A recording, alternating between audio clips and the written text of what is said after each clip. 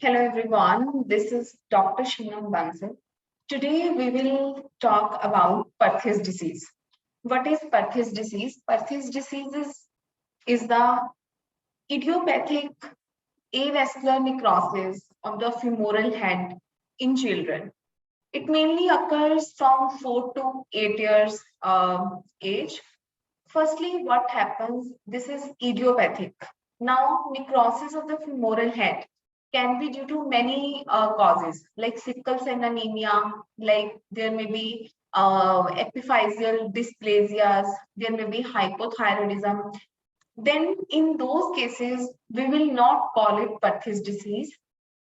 The Perthes disease is idiopathic. There is no reason. Firstly, it was classified by Waldenstrom. Then Cattrall classification was given. After that, Salter and Thompson classification was given. And then Herring's classification was there. That is lateral pillar classification. Then ultimately there is Elizabeth Town classification.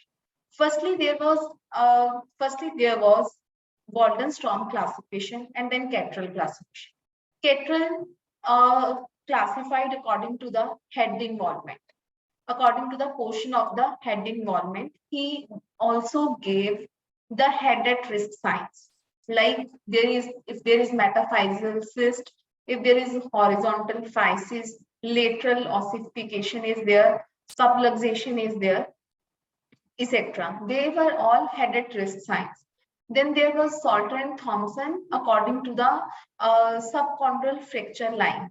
If it has involved more or less, 50% or more than 50%. Then there was lateral pillar classification was classified only, he only used lateral pillar.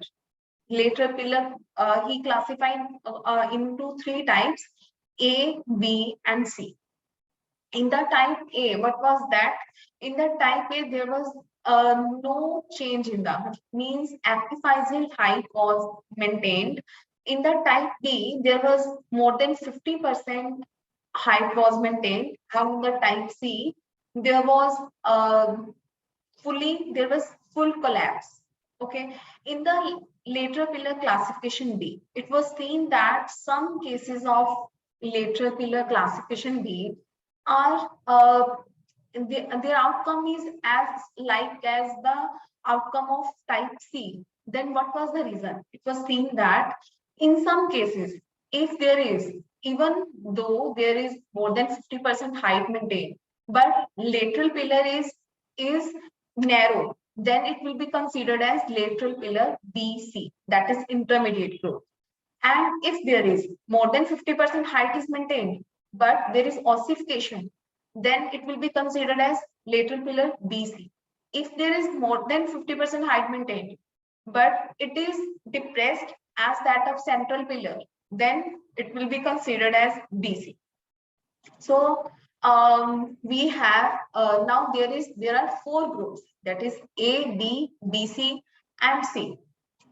Then we have its symptoms. Its presentation of Perthes disease will always be like, because in the earlier stages there is synovitis. Then patient may have fever or patient may have painful limb. Otherwise, Perthes disease patient will have painless limb. There will be no pain. And now, what is the pathology behind Perthes disease? Firstly, there is idiopathic necrosis of the femoral head.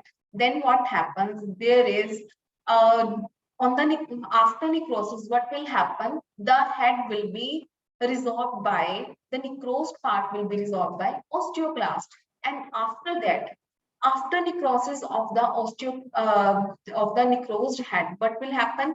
At that area, we will see fragmentation. Fragmented head means it has been resolved by osteoclast. Now, now what will happen? After fragmentation, there will be reossification. Reossification by creeping substitution by osteoblast. And after that, firstly, there will be formation of woven bone, and then there will be formation of lamellar bone, and ultimately there will be remodeling. Now, Elizabethtown classification says this thing: if 1A is if there is avascular, there is sclerosis, but height is maintained. Okay, then 1B is sclerosis with height is not maintained. Then 2A is early fragmentation, means vertical fissures are there but less. Then 2B is late fragmentation stage. Then 3A is woven bone is there, and 3B is reconstruction, but there is lamellar bone. Then fourth is remodeling.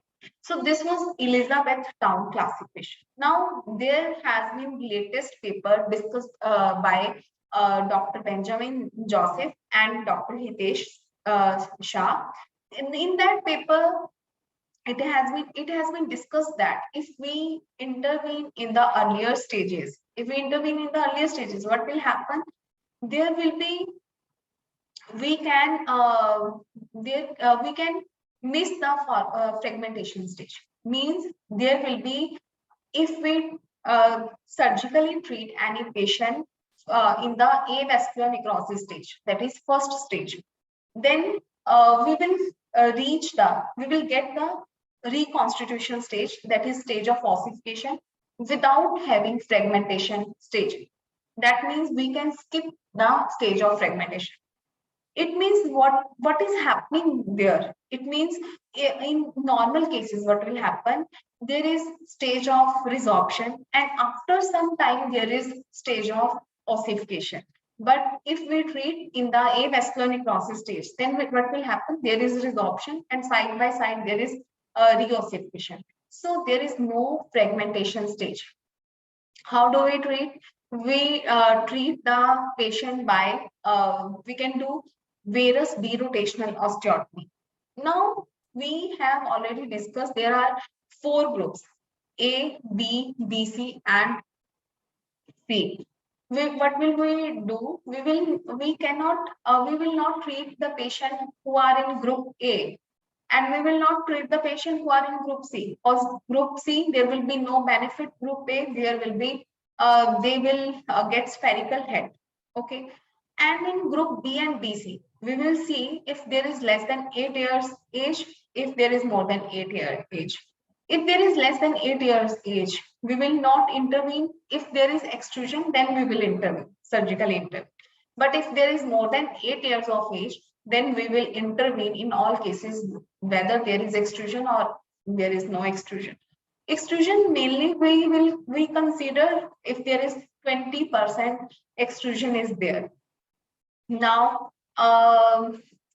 what can happen? What can happen after Perthes? What are the sequelae of post-Perthes disease? There can be coxa breva, there can be coxa irregularis, there can be coxa magna, and there can be hinge abduction. There can be hinge abduction, femoroacetabular impingement can be there. Then we will do valgus osteotomy. So these are the post-Perthes sequelae. This was all about. We can also can also give the abduction cast for the containment of head. Whenever you are doing surgery, firstly, you will not do surgery if there is more than 2A stage, and we will not do if there is restricted movements at it. To have more movements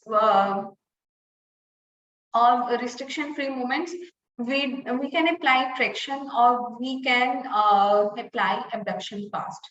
So that was all about Perthes disease. Thank you so much.